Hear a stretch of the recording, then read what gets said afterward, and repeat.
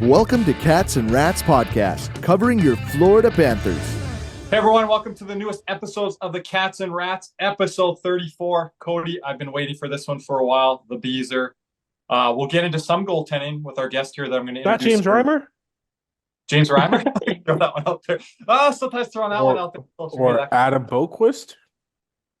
Oh, okay. Yeah, Hasn't maybe. been out there long enough for you to remember his jersey number anyway, so. For any other 34s? That one only usually stuck with me. 34? Yeah, Not that I could think of. Yeah. It's a weird number. Kind of a goalie number, you know? Anything in the 30s is a goalie number. Yeah. And we're joined by our guest here today, as I call him always, Canadian Ryan. Ryan, how's it going? Nice to be back. Doing good. Happy to be back on the pod. Yeah, it's a holiday weekend south of the border, not for us, Ryan. So some of these people are like, I can't make this episode. I'm away. Oh, it's too busy this week, including our co-host, Nick. So we kind of pulled you out of the Nick. Coming from the bullpen. Right? So go ahead, Cody. I didn't say anything. But I don't know. I thought this episode was going to be like have a different spin on it, a different feel on it. When we thought about it 2-3 weeks ago, Cody, because I'm like, we got to get into coaching. We got to get into goaltending. Well, this episode, we're going to get into coaching scheme, but we got to talk about how this team has been. They're currently on a 4-game slide right now as of this recording. Is it 4 games? It feels like 5, but. Is it 5 now? Oh. I actually have no clue. All I know is we started 11-3-1, and now we're, I think, 12-9-1. That's why we got you here, Ryan. Yeah.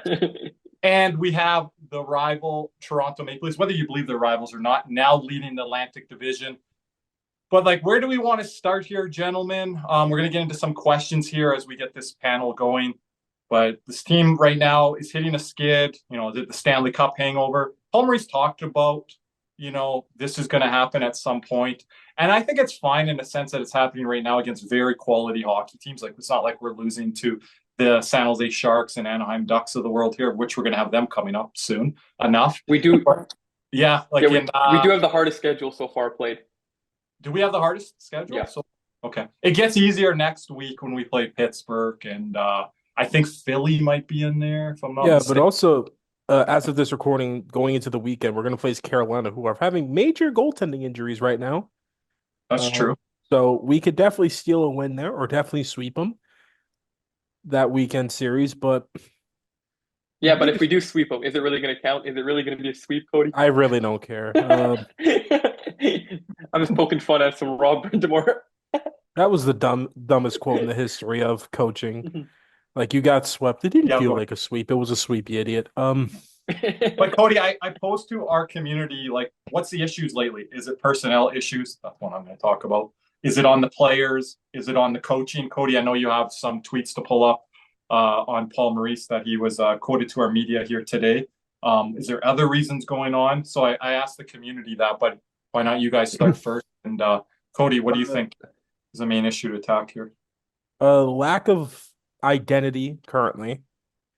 Gotten away from the identity that made you Stanley Cup champions, that made you one of the most feared teams in the NHL. Secondly, forwards aren't coming back on plays. Namely, the second line. I'm staring right at you.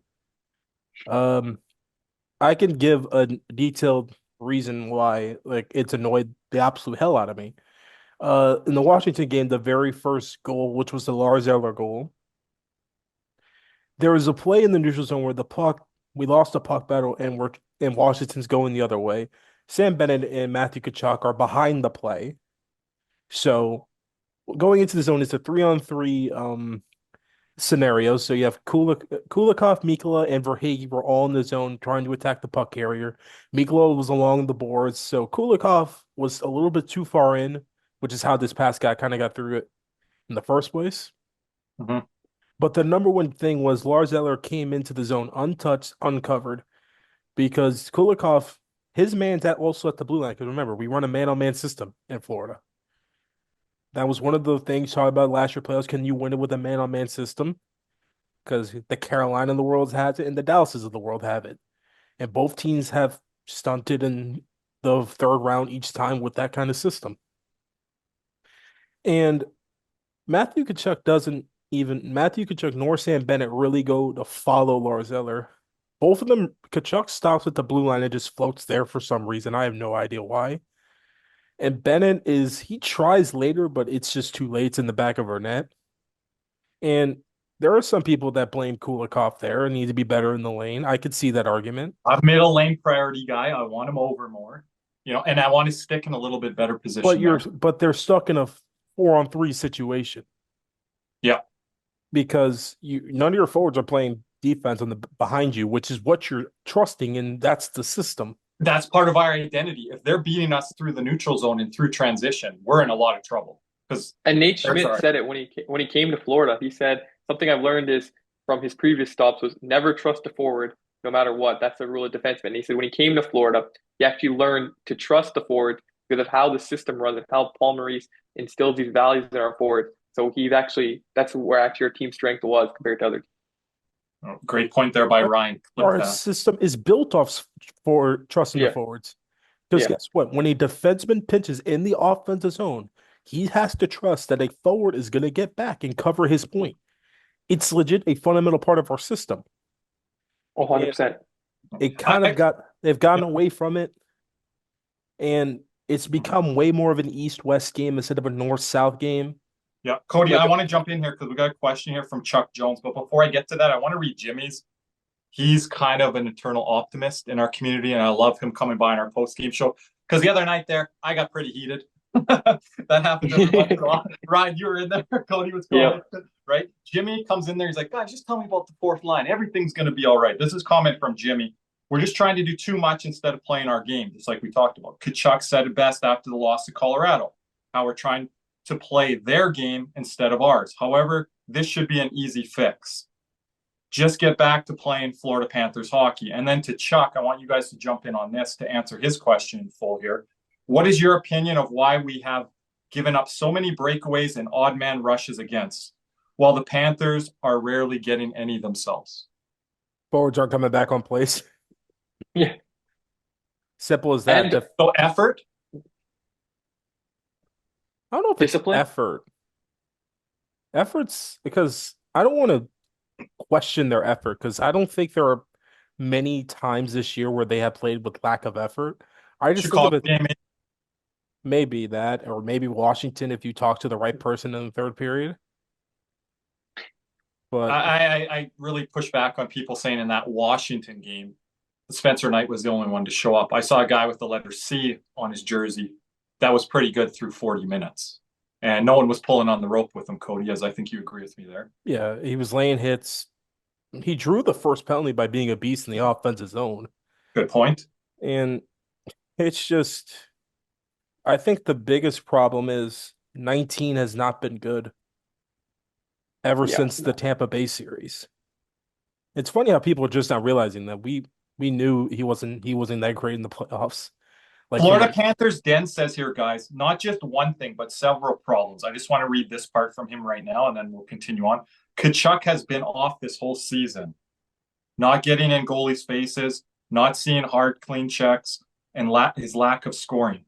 Cody, you and I talked about that last year in the regular season. We talked about that in the playoffs, outside of the Tampa Bay series, which I think you and I really liked that complete effort and complete game from him. We saw that last year, but people use the injury excuse. They drag that on for the entire season. There might have been fans out there that use that excuse maybe even in the playoffs last year. I don't think he played great last year. No. And us to win a Stanley Cup like that is quite impressive. It is, but it's also due to the emergence of Sam Reinhart. Because, huge deal. Because I mean, I'll let Ryan say it because Reinhart's just been, MVP he's been levels. Outstanding. Yeah. Like he's on pace to get even more goals and points than he did last year after a lot of people thought he was going to have the fall off that Zach Hyman is having this year. I know it was a very popular take where, oh, look at Sam Reinhart. He's going to get paid after a career year that he's going to regress. Everyone was just assuming he's going to regress. And maybe it looks like when we're putting him with Barkov full time, this is just going to be the player he is. Yeah, I don't think he's going to regress that hard the way it looks like this year. He's hit a little bump right now, and he hasn't been playing the best hockey. But overall, man, that's a guy who gives you Selke level defense and is putting pucks in the back of the net and making the smartest plays. So it's just unbelievable from him. And I think he was that huge part of the cup run, and any playoff run we're going to get, that is always going to be the X factor because he's just a full 200-foot game changer when he's on his game. Yeah. And before we get into Kachuk, I'm just going to preface this by saying this. his game is not predicated off of points. I could care less how many points he has. But because here's the thing, he's gonna fall into 80 points. Let's be real here. He's too talented. He's gonna fall into it. We get a bunch of apples when I do that tracker, like 3 points Yeah. here, 3 He points had there. Same thing last year. He had an apple in the Washington game. Yep. He Like- does follow them, right? I just want to read this comment from Senior DE. I love this guy on Twitter X platform. He's a great follower of ours. I wish he would come in our spaces. I think he has some of the best takes out there. He always comments on my threads. He said the players are mostly to blame. Now, you want to stick with Chucky here, but just hear me out. Chucky, both offensively and D-wise, has been underperforming. Lack of 2 top right-handed D or a right-handed D has hurt us. Kulikov's game from the beginning of the season has fallen off as well. I think that the team feels it can turn it on any time. The desire is just not showing. That could also come with it being Stanley Cup champions. Yeah. Because complacency does set in. And is that what's happening with Tkachuk in that second line, if you want to go there? Well, the second line, mainly the second line's production has been Sam Bennett's like hot start to the year, but that's cooled off heck of a lot now. I told you I got some tweets for that tomorrow there, Cody. Yeah. For Hagee, Hagee's an interesting case because while he has not been playing good, his shot's just not going in. That's just the difference. And I expect that to change the more the season goes along. Someone came in our spaces after the Washington game, Cody, or before or after the Washington game. He's bottom 5 in the NHL for qualified players shooting a certain amount of pucks for shooting percentage. Yeah, Like, I mean, he's leading the team in shots on goal. Like, And I think him not scoring magnifies his other issues because we already know he's going to take dumb offensive zone penalties. We already know he's not the best defensive forward, and sometimes he's a little out of it, and he's not the best in the power play. But when he's not scoring, you'll have a lot of fans that are going to be jumping on him too because that's what he brings to the table. That's why he got his contract extension. He swags a player who he makes his money from scoring. So when he's not putting the puck in the net, he's not doing a whole lot of anything else. And I think he's one of those players is when they're not scoring, it's very clearly that the rest of their game also suffers. Like he relies on just putting the puck in the net. It just changes his whole game. Yeah, exactly. And there's something I'm going to get into with the Paul Maurice comments here in a little bit here, Cody, that can maybe relate to Carter Verhaeghe there. But fans saying, oh, we shouldn't have paid him now. That's hindsight and just people's frustration showing up. That's overreaction. Overreaction, like, oh, he's not worth this, or we shouldn't have given him that money. No, it's complete overreaction. He's got to find his game, Cody. Ryan, I think you guys are both confident that he will. But yeah, there's things in his game when this team isn't going well. He's usually not going well. The last time I was this upset with Carter Verhaeghe was under Andrew Brunette in our President's Trophy year, but no one wanted to hear me because we were just winning hockey games. But if you go and look at his game log, it was not impressive. Very similar to this season. And then he had the playoffs that year, and you just then I played off him. You can't say anything. like I wanted a healthy scratch in him. I wanted him up in the press box. They did do that with Duclair, which I was calling out for as well. But yeah, Cody, it's really hard to get on this guy because he's Captain Clutch. But this season, you are seeing definite regression in goals to start the year, the shooting percentage, things like that. And even the eye test, like it's starting to be like, yeah, you got to. He's gripping the stick. Yeah. And like Ryan says, the thing that drives me nuts is when he starts to take those penalties. Then I'm like, okay, that's kind of my break. The frustration penalties. Yeah, I'm like, we don't need that in our game. We don't need you in the box killing off a penalty. We need you contributing on the power play, and we need to get you going 5-on-5 and getting some 5v5 goals with that second line. But that doesn't help because that just kills momentum that we're gaining or we might be gaining. And then you've got to kill that, and then you get back out there, and then the second line has continued to be very lackluster this year, guys. Very, very lackluster. No. Both ends of the ice. We need more. No. I mean, it's just Verhaeghe's the least one I'm worried about. Wait, no, Bennett's probably the least one I'm worried about because he had his hot start, and he'll get a couple here and there, but he's not going to replicate like that hot streak he had. Like he scored in 5 straight? Yeah, and he was leading the league in goals for a couple days, I believe, too. And then because he's one of those players, at the end of the day, he's not topping 50, 55 points. It's just his ceiling. Like we've seen what he is for his whole career. He's not going to miraculously be a point per game player out of nowhere. It's not going to happen. And for Verhaeghe, I'd be a lot more concerned if he stopped shooting the puck. Yeah. Like Jason Robertson, actually. Like he's a guy who's been struggling the last couple of years, and his shot numbers have gone down like over a shot and a Yeah, half per no. game from his 100-point year. So Good that's when it gets example. concerning. I totally agree. A good to elite player on a great team in Dallas. So that's a good example. Yeah. Where do we want to go next, guys? Do we want to go to Paul Maurice or the personnel as in the decor? Let's go the personnel here. Okay, so I want to read some stuff here. This is back to Florida Panthers Den. The departure of OEL and Monter has put more pressure on Ekblad in terms of playing more minutes. He's just not used to that. I think his previous injuries have taken a toll, as well as speed is very lacking. Defense is off the mark for both for just across the board, giving up too many odd man rushes. We need to get back to the Panthers style of fast breakouts, crisp passes, aggressiveness, solid defense. The shots on goal metrics are looking really bad. I shared some of those numbers, guys. It's like across the board with the first, second, and third pairing. Jamie says the personnel that we brought in, we have one decent defender, one great defender, one consistent defender. The rest are just there as cheap plug-in and fill-ins. One has experience and the cup, or you could say two maybe now if you add in Forsling. We need a better bottom pair and a top four defender. He mentions Carrick here. He talks about some other guys in here. But guys, like, what do you think? Because I think the big issue right now is personnel. And a guy that I was kind of high on coming into the season here was Adam Boquist. He's taken 10 straight games in the press box as a healthy scratch, comes in for one, sits out another. That is a lot of games to be sitting. That a guy that we projected to be maybe a 4 or 5 in this core, then you're depending on the guy like Belinkus. I think his game's fallen off. Smith's been up and down, more down to start the year. I can't rate him. I have no idea. Yeah. Like, we still don't have enough sample size from him. And then you're asking, and I like him. It's his second tour in Florida. But Dmitry Kulikov to be a top 4 D-man playing 23 plus minutes the other night. It's crazy. What are we doing here? What are we doing? How can we blame the coach if these are the players that we have here? And I'm just going to say, I'll throw it in quickly. First pairing hasn't been as good as they were last year. So saying all that, but talking about these new guys and personnel, because Mikkola, Forsling, Ekblad, they were likely going to be here. I can talk about Ekblad another time.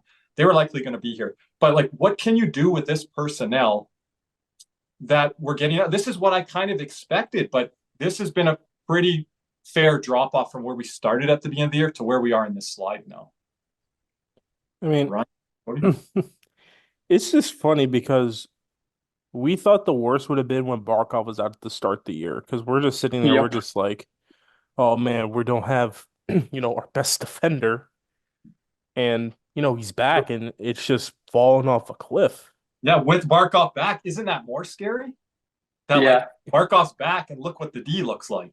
And Barkov's doing stuff. Even Bennett, he's struggled here. We talked about the second line. He's doing things defensively I like. So is Lundell. Maybe he needs to be a bit better. But there's so much responsibility on these centermen. And no wonder they run out of gas, Cody, Ryan, like during the game. Yeah. When these D-men, they're like, well, I got nothing left in the tank because I'm playing 20 minutes or 23 minutes. I'm not used to playing that. So then they're like begging the centermen to help. And like, guys, we're helping you enough as is. Like, we're going to run out of gas too come the third, right? The problem, It's just... The problem is just you have Belinkus who's just playing out of his role. I think you need to cut down. He's a 7. I mean, yeah, and you need to really try and cut down on him trying to be an offensive D-man, something he really isn't. Because that's where the fall off in his game started to begin. Because when he was the defenseman out there for when we have the extra attacker, which is where this team's getting killed this year, they are probably the worst team in the NHL. Second 6 worst on 5. Yeah. But we're probably the worst. Well, after we let another empty net goal, after they showed the graphic, we could be the worst for all we know. And I think I saw a tweet or something. I forget who said it. We were like 0-7 if we're trailing after 2, which is a very far. And it's 7 games already, Cody, because that's a lot of games for 20 plus games into the year. Yeah, it's very tough to say right now. Very confounding, right? And I had a stat after the Washington game, and I'm not trying to pick on just the third pairing here, that none of the pairings were good, but their shot output was double for how much shots they allowed on net 5v5 versus how much they were producing. So you think of Schmidt and Blinkist, like they're offensively gifted, that's maybe a little bit more of their game. They're giving up as double as many as they're allowing, like in games on certain nights. And like that's very concerning. Like what we're doing with that pairing, it's like people ask me this, guys, and Ryan, do you start to mix the pairings? But doesn't that start to create more problems into itself? I think you have to mix the pairings because the pairing that I've been most annoyed with, I would not annoyed with, that's not the right word, but just think it doesn't match up properly. The Mikkola and Kulikov pairing on that second line. I don't think they complement each other very well. And I think when you have them playing 23 minutes or whatever, it's just not a good fit for them. I think Mikkola is a staple on that second line. I don't think you can move him off the second line on defense. I think he's clearly our third best defenseman. I don't think it's close. But I would love to see them switch up Kulikov on that other side opposed to him, just to maybe mix in a more dynamic defenseman. Like I know Boquist hasn't touched the lineup in a while. Would be interesting to see what if you put him with Mikkola. Maybe that could get both of them or both of them going, and then Kulikov's playing a little less minutes. So it'd be interesting to see if they do tend to switch up the pairings. It wouldn't be something I disagree with. I think the only pairing that you got to keep is that first pairing. I think the rest is go for it. Yeah, and I think you mentioned Mikkola there. Good point, Ryan. I think certain nights, Cody, he's our first or second best defenseman. Yeah. The charts show it, the eye test show it. That's not good either. When It hasn't been that way for a little bit. Like at the start of the year, I would agree with you. The last couple, like ever since this skid has started, it hasn't been that way. Yeah. Metrics wise, but Mikkola did get that goal the other night, so that could skew it a bit there. But yeah, earlier in the year for sure. But sometimes metrics or eye test, you're like, he's our best defender or best defenseman. That's not good. Because I think a lot of nights, guys, we're getting outplayed by teams, and you could say, hey, Chychrun, that's the best player on the ice. Makar, Devon Toews wasn't bad against Cody. That's the best defender. Like a lot of nights, losing that head-to-head, where we need to win that some nights, guys. Because if you go back even to Maurice's first year, the Brandon Montour year, Forsling's starting to emerge a little bit as that season went along, more so into last year. But you could pick games where like, okay, we have the best defender on the ice. And I'm not seeing that this year. So that part to me. I mean, back to like the switching the pairs, like I'm down for Schmidt to be on the second pair. Like at this rate. Because you gotta change something. Yeah, it'd be something. Yeah, put him with Mikkola, it'll be interesting. You gotta try something. I mean, ain't nothing and working. You're getting 5 more minutes now, and he's doing good so far as of this recording on the power play. But now he's getting increased minutes. He's starting to lead the team in ice time. We thought coming into this year with the departure of Montour, it's easily going to be Forsling. He doesn't even need to play the power play. He's going to PK 5v5. He's going to lead the team in ice time. It's going to be a lot closer with Ekblad. But, Ekblad's starting to emerge as the team leader with ice time. And I don't love that.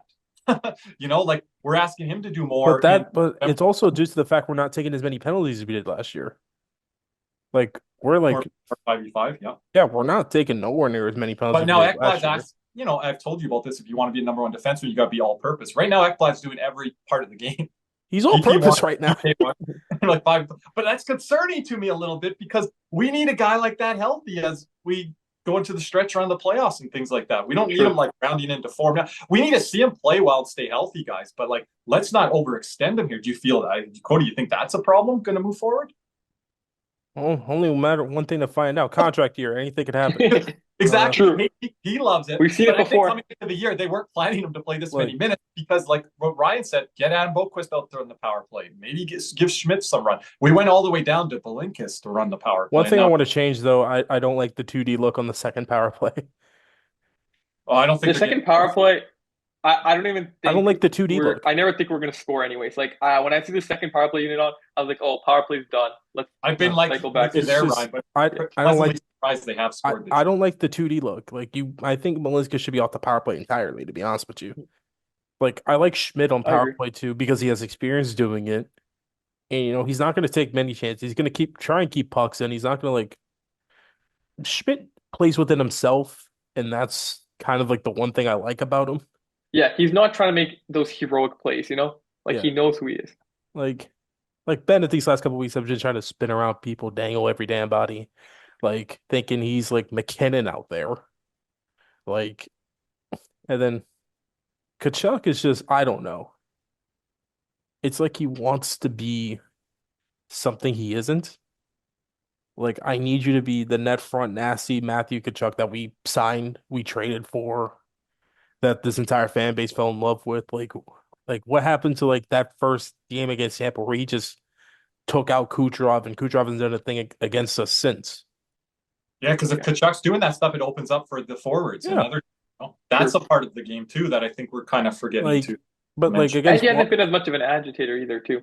he tried to be against Washington. He tried, but the No, I problem just meant was, overall but this season. but the problem was it was ended up as a 4-on-4 penalty.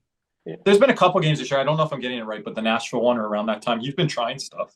So he's trying to agitate and do those things. But it's like within the game, that's going to open up space. I like think you he's said. thinking too much about the game itself. Like that also could be a possibility. Just trying too hard could also be another possibility. No. Instead And a of guy. Oh, sorry. Go ahead. and just instead of letting the game come to him. But A guy that I wanted to spotlight here because I think he's going to be on our cover art here for this episode is obviously our head coach, our leader, Paul Maurice. I went back and listened to his press conference, guys, and this is a good way to kind of like fully encapsulate this episode here. I didn't want to go like all the way back and see like what he was doing then versus now, but there's something that he said, Cody, and I know there's been tweets here recently from our media via Paul Maurice. If you do want a screen share there, I sent you a few. I think one from Jameson Olive. And he talked about when he was hired as the Panthers head coach, he holds himself accountable more than anyone will hold him accountable. So I think he's come out here this past week and said, I need to do more and I need to make certain adjustments and things here with this team. And the responsibility is on me and the onus is on me. But I don't really agree with that. I think Paul Maurice is being too hard on himself of what he has with the personnel and this unit that he has there right now. Of course, the forwards need to add more and they're capable of more. Maybe we can keep a few extra pucks out of the net, Ryan. That could be the case when it comes to goaltending. But I think where I do agree with Maurice is to lay the hammer down right now is he allows that room to police themselves. He said that when he came in as a Panthers head coach. He said that through these playoff runs. Now, I think the players have lost that privilege. I think it's now time for Paul Maurice to come back in, lay the hammer down. A lot of F-bombs were dropped here this past week in practice. So, Cody, I don't know if you want to share some of those quotes and that stuff. No. I don't really have the quotes in front of me, but there were some quotes that were saying this was the most intense practice they've had this year. Maurice very vocal, where he's usually kind of stoic in practices per se. And this is something that. And I think a lot of Panthers fans are like, "Oh, bag skate him" and stuff like that. Yeah, that's a go-to for sure. Bag skate. I roll my eyes every time I hear that. I would hate for them to be my coach because I get back skated after every loss. And these are some of the fans, and I don't want to be critical of all of you. Again, people that are listening to us, I think you guys are very smart. I'm not trying to suck up, but you guys are really trying to understand the game at a higher level, or you already do understand the game at a higher level. A lot of these comments you see on social media that you'll hear at the rink, oh, you should bag skate these guys tomorrow. It's probably the last person that would like that style of coaching or that would be conducive to that style of coaching. But they want their favorite team, their players to be bag skated. Like, have you ever been in practices like that where you've had to do that? I've coached where I've set guys up on the line for basketball and said, start running lines. But it's easy to throw that out there. Or, you get these joke comments, fire Paul Maurice. Like, I don't know if it's people trolling that they're putting that reverse energy out there so the team will turn around. Now we're playing Toronto. Hey, you should yell at them. This is what you do when we play the Leafs, upcoming, get into this team. I think a lot of that's overblown, guys. And I think it's, like I just said, the team isn't policing themselves. So Paul Maurice has to step in there, Ryan. Oh, for sure. And I know accountability is like a huge thing, like you think about himself. And it's almost like to see what that comment said about the desire to win. It's almost like they lost that desire and they need like the team needs like a booster or wake up call. And I think that's almost on Paul Maurice. I know you, like you said, they police themselves, but I think maybe it is time for him to, step up a little bit and start trying to inspire them or trying to change something up. Because clearly what we're doing is not working. We're not just losing games where we've been the dominant team and, oh, we had a rough goaltending game, we should have won. Or, oh, we just got unlucky. We hit a bunch of posts. There was a few lucky bounces. We are just not playing Panther hockey, and we are losing games we deserve to lose. Like in our loss streak, I don't think there's been multiple games where I've been like, we really deserve that win. We should have won that game. It just hasn't happened. Yeah. I think that's the biggest difference. Yeah, I agree, Ryan. And just that quote exactly as Maurice said, I've got to reestablish the game. They do what we ask them to do. I agree with that. They play hard. but we're off our identity and we're off our style of hockey right now. And that's my responsibility as head coach. Now, I get where Paul Maurice is coming from there, but what really frustrates me, Cody, is when Matthew Tkachuk is getting interviewed by Emily Kaplan after 20 minutes against Chicago. That was not a good, game. And he's like, we've got to find our game in the next period. And I believe we will. We've got to win those 50-50 puck battles. We got to be better in the neutral zone. We got to manage the puck. And then he's the exact guy and leader that's going out there and not doing those things on a lot of nights. Yeah. So again, it's like Paul Maurice is really letting the players off the hook here with the media, but he might be busting their hump in practice. So he's kind of playing that game a little bit, but he could come out in the media right now, Cody, and rip into some of these guys. And I think he handles Matthew Tkachuk, like I tweeted out this week, with kid gloves. I seen it in Winnipeg with Mark Scheifele. I seen it with Blake Wheeler. And I think why he did it in Winnipeg was because the Canadian media could be bullies.